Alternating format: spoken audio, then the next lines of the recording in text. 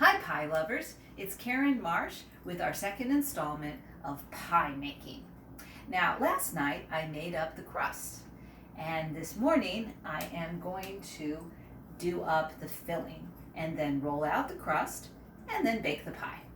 So the first thing we're going to do is the filling. So here I'm making a cherry pie, and these are sour cherries that I bought in June, at the end of June actually. We pitted them after we washed them, and then we put them in the freezer. I let them defrost overnight, and here they are ready to go. Now, all fruit has moisture in it, and that's a good thing because that is what we're going to draw out of the fruit as it cooks and combine it with a thickener. Now, a perfect fruit pie filling is one that is solid with a tiny bit of juice running out.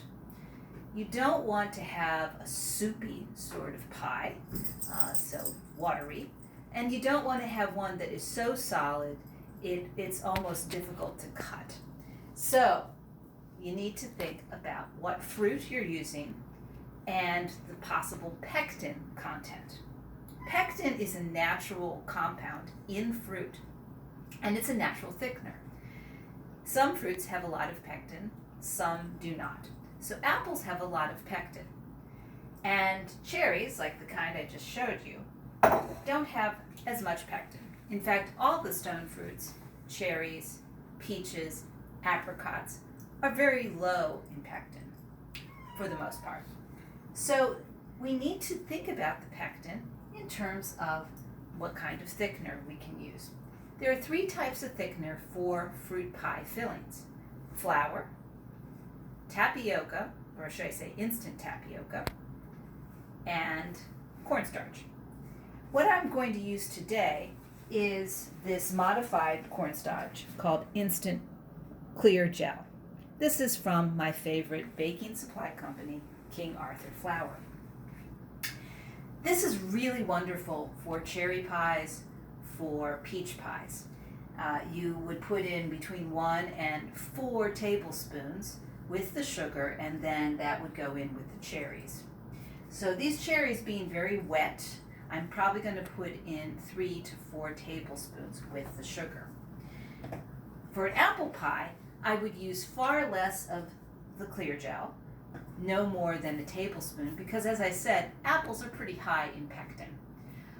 Even with apples, I might use instant tapioca or just plain old flour.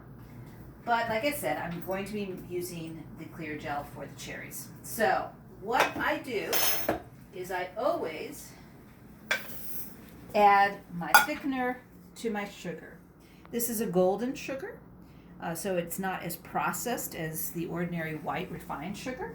This is about 1 cup and 1/4, because these cherries tend to be a little less sweet. They're sour cherries.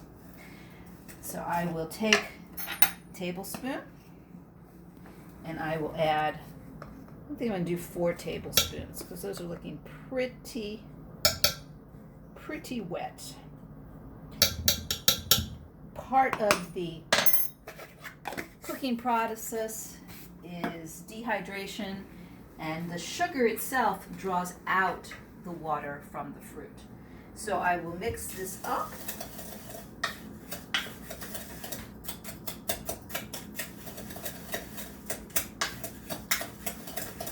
Thoroughly, get all of that thickener mixed in with the sugar. Break up any little clumps of sugar if you have it.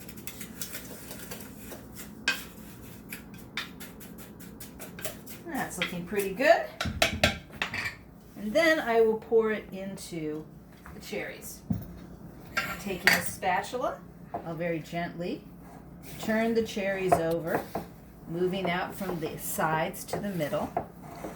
Make sure they're all well coated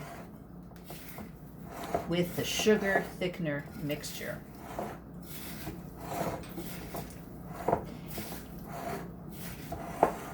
They're looking pretty good.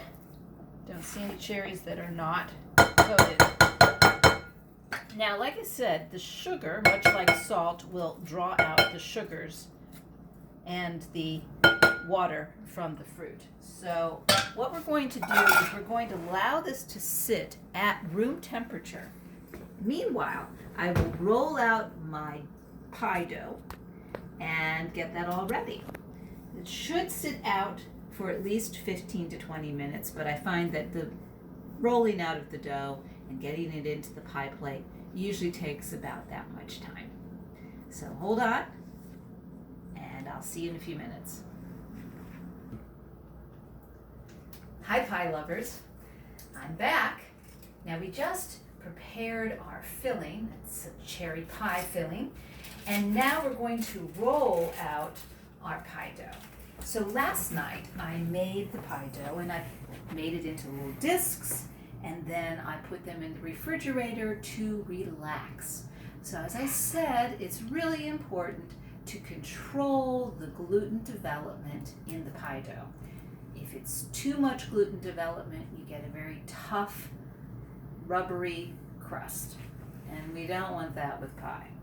So it's an important step to take is to refrigerate it after you've made it into a disc. This gives time for the flavors sort of to congeal, but it slows down any gluten development.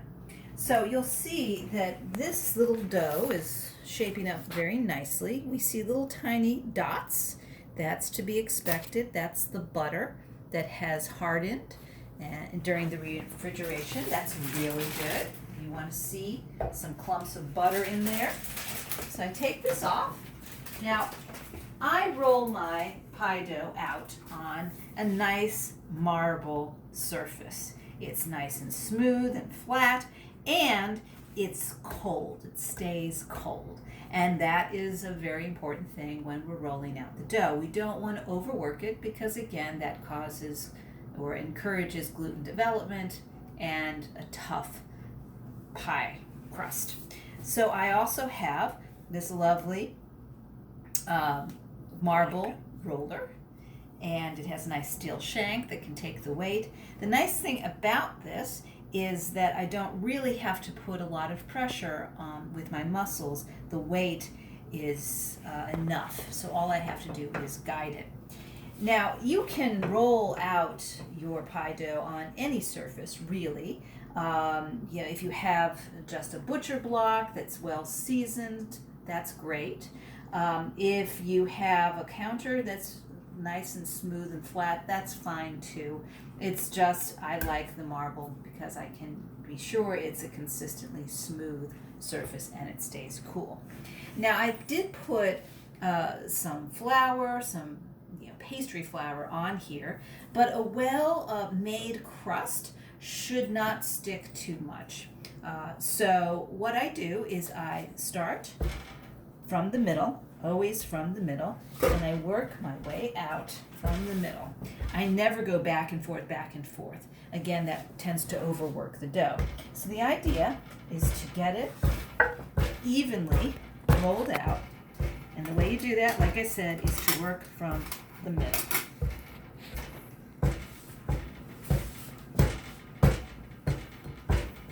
Now you see it's cracking a little bit, so I will probably roll things so that those cracks mend.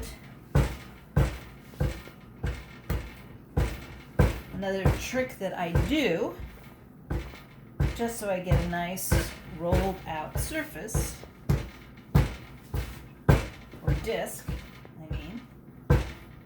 is to stop at some point, take a little bit here, fill in the cracks, using the moisture that's already in the dough itself. Fill in some of those cracks. It's not too important to do this, but some of these cracks can get very long, and obviously that's not a good thing if you want a nice round disc. So here we go.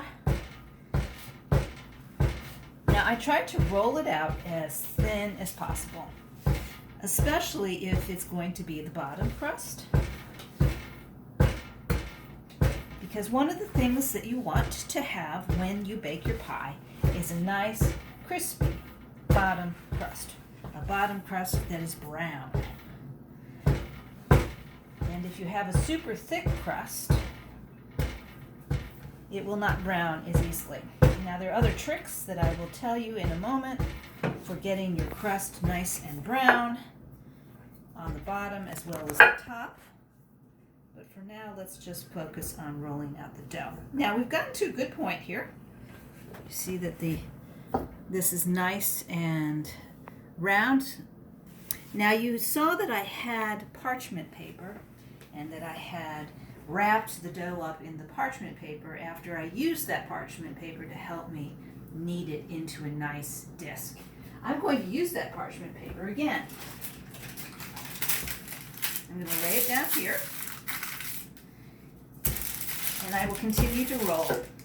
Now, using the parchment paper in this way will help me when it's time to lift this up and put it into the pan. And there'll be some stickiness to the parchment paper, some, but not a lot. Just enough for me to be able to pick this up.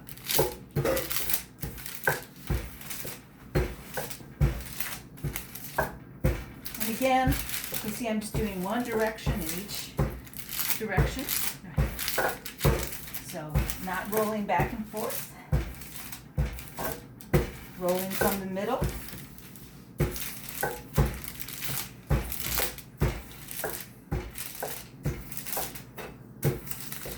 We're going to get a nice, even roll.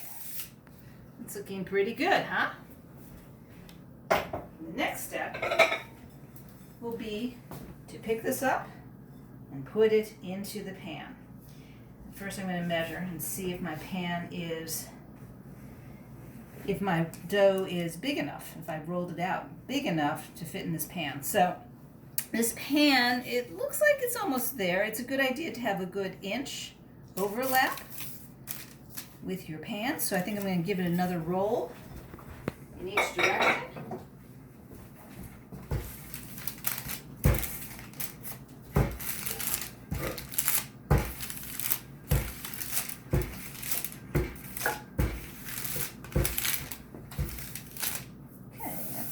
Good. Measure it one more time. Yeah, that's looking good. Got almost an inch all the way around of overlap. And this is important because this is going to be the bottom crust, and so I need a little more dough so it can fit into this pan. So this particular pie plate is ceramic, and I highly recommend ceramic pie plates if you can find one. They're generally available in any sort of cooking supply store or even the grocery store. This particular one, I think I got maybe at a Walmart or an Aldi. So the reason why the ceramic are the best is because they transfer heat evenly and retain heat. And this is critical if you want a nice bottom crust that's brown and crusty. So I always try to use the ceramic dishes. Now, for the state fair though, I have to use an aluminum pie pan because ultimately they throw out your prize pies. Even if it got first place, it still gets thrown out. So obviously I don't want them to throw out one of these nice ceramic pie plates.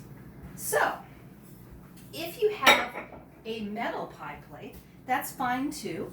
It's not the end of the world. You can still get a nice brown bottom crust. The key is to put it on the bottom rack of the oven, and if you have a pizza stone or some sort of ceramic that you can put in the oven, you put it directly upon that pizza stone. And I will show you what that looks like in just a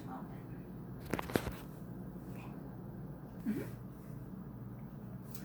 Okay, so we've rolled out the dough, and what I have here is this wonderful wide spatula. Again, I got it from King Arthur Flour, and I use this to help me work the dough and rest it away from my rolling surface. And see how this parchment paper is helping me with that? Nice, isn't it? So very gently use that to peel away my pie crust. As you can see, there we go. We have a nice pie crust there. And then I can easily use it. I'll center it on my pie dish, flip it over, and then very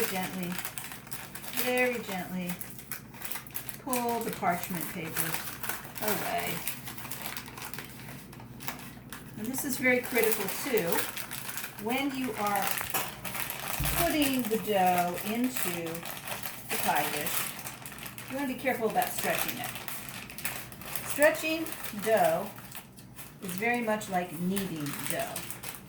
And kneading is great if you're making bread or bagels, because that helps with the gluten development, but not with pie dough. So you want to ease the pie dough into the pie dish. There we go. See how nice that is? So I'm just going to very gently ease it in, work my way in. I'm not going to stretch it. Just going to let it sit in there, work its way in. Okay. Pat it in. Very important not to stretch it. Okay. You see I have not quite enough on this side, but I have a little more on the other side. No worries with that. I will take a knife. Actually, a serrated knife is better. And I will trim right around the edge.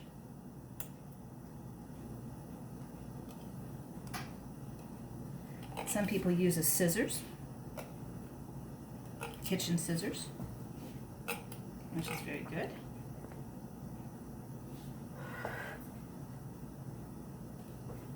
But a simple knife will do as well.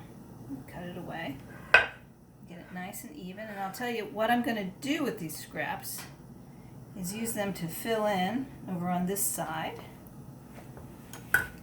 And typically you can just dabble it with a little bit of water.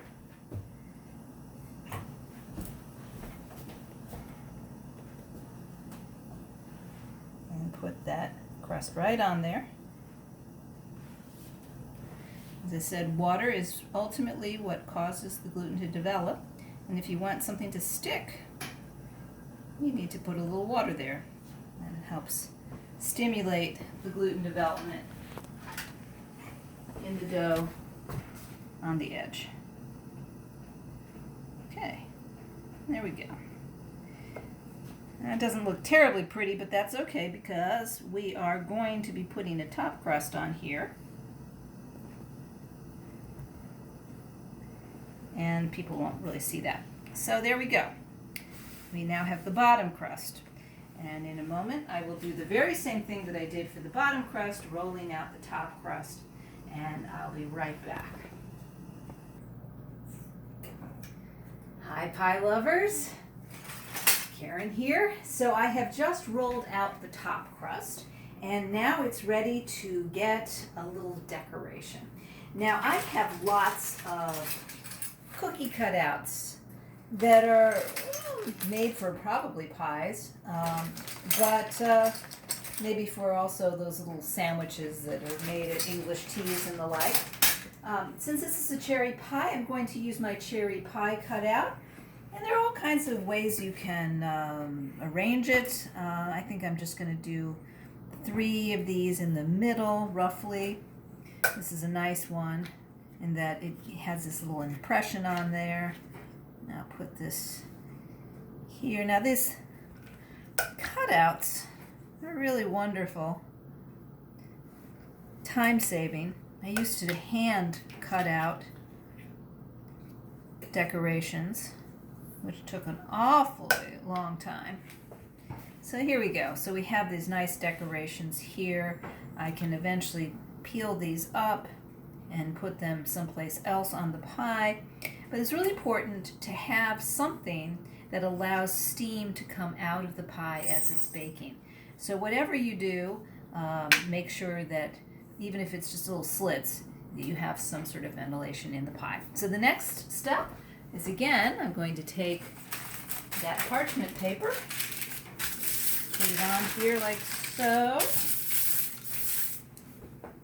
use my wide spatula,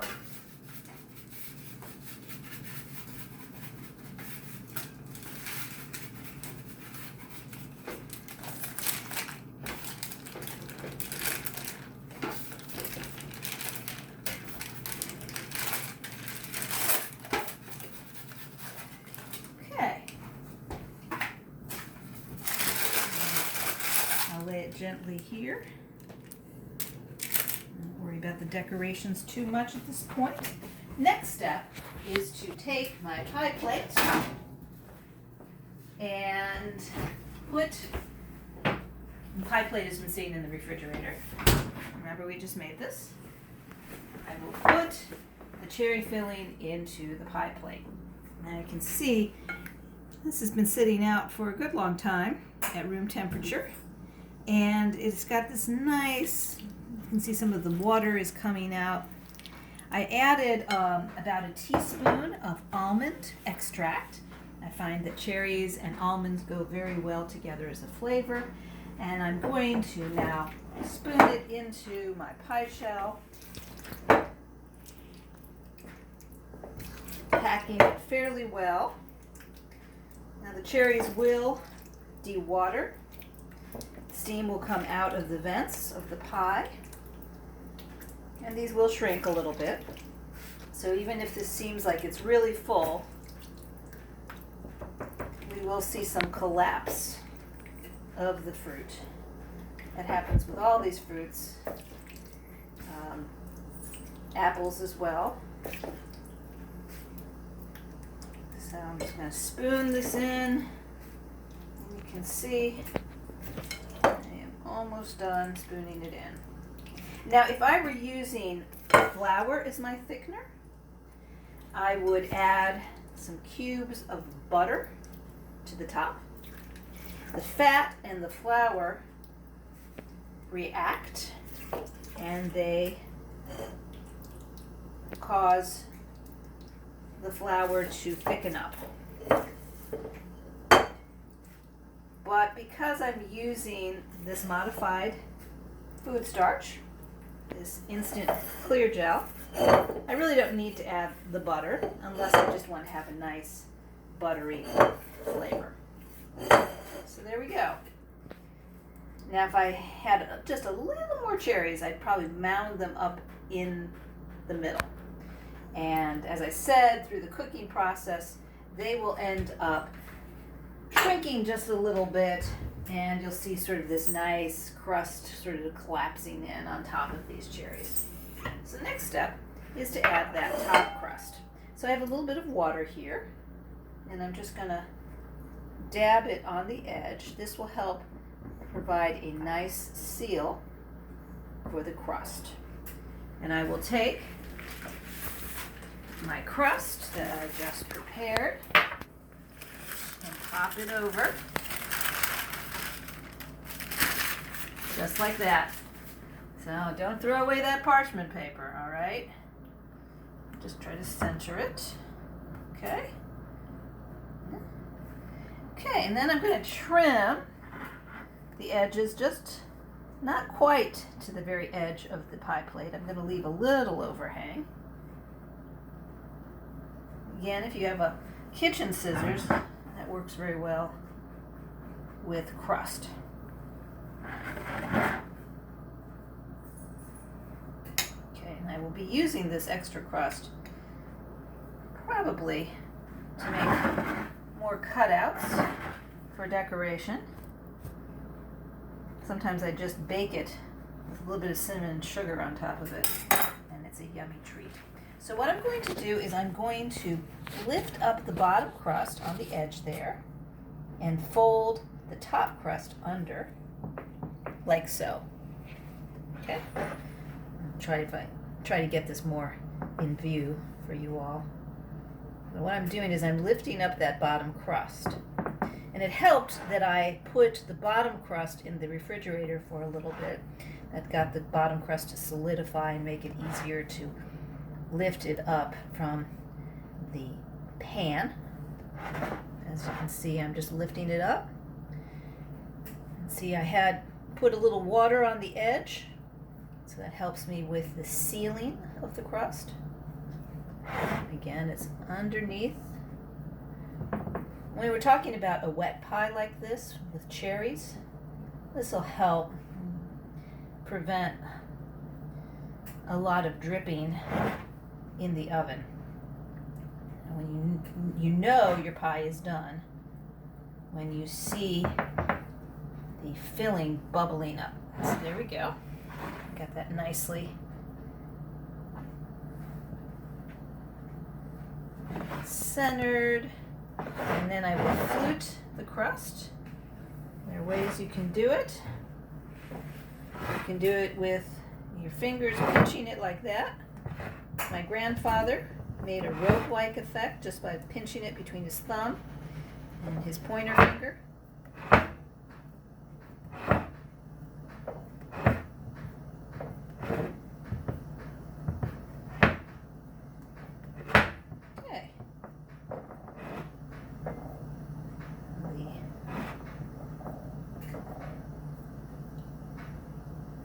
We are done, and I will probably put a little bit of venting holes around here in a decorative way. And we have our pie. It's almost ready to go into the oven. Pause for a second, and I will show you how to do your egg wash. Okay. So it's always good when you have a top crust pie to treat the top crust before you put it in the oven. This helps with the browning, and it just looks prettier, to tell you the truth. So what I've done is I've prepared an egg wash. An egg wash is simply the egg white from one egg with about a couple of teaspoons of water in there. I've mixed it up very nicely, and then I will take one of my silicone brushes, and I will brush the top crust. Some people also use milk, but I like egg white because that gives it a nice shiny tone. Milk doesn't do that. It gives it a brown tone. It doesn't give it a shiny tone, though. Okay.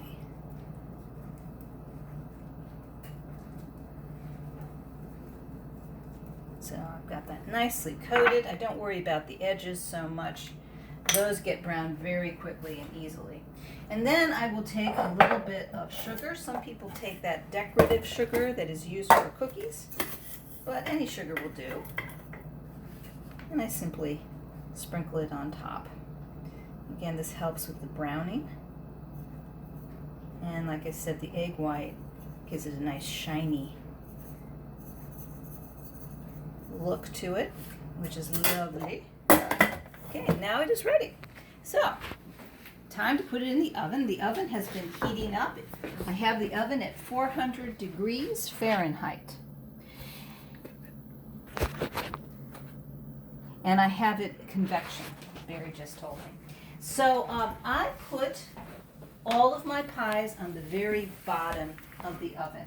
So you'll see I have a pizza stone. I picked one of these up at a garage sale for a couple of bucks. But since I have a ceramic pie dish today, I don't really need that pizza stone. But if you happen to have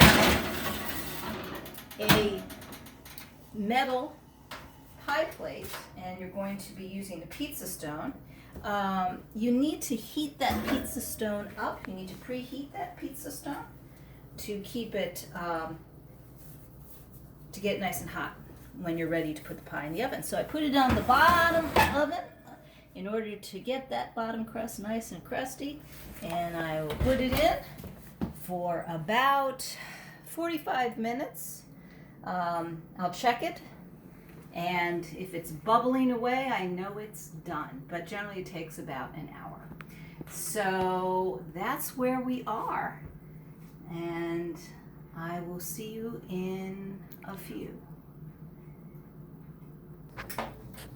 Hello, folks.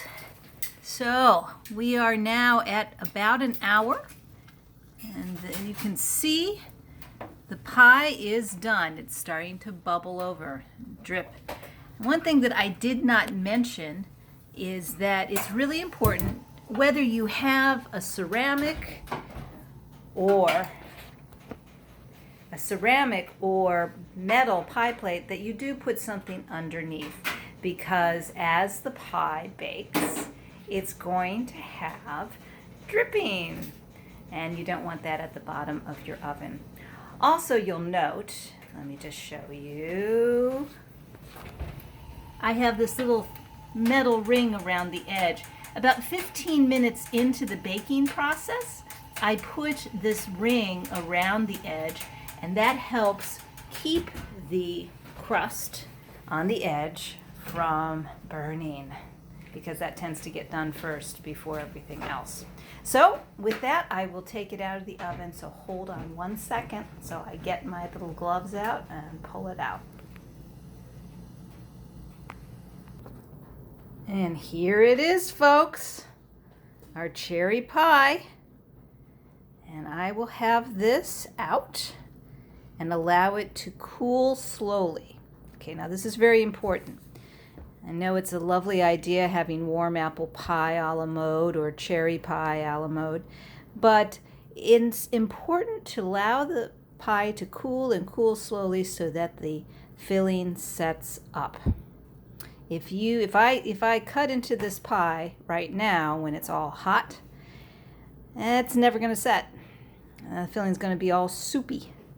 So I allow my pie to cool, usually for 12 hours, and I will put it in a cool oven or someplace secure.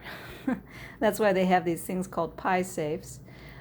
So I will have it in there and let it cool slowly. So there we have it. We've got pie. I can't wait.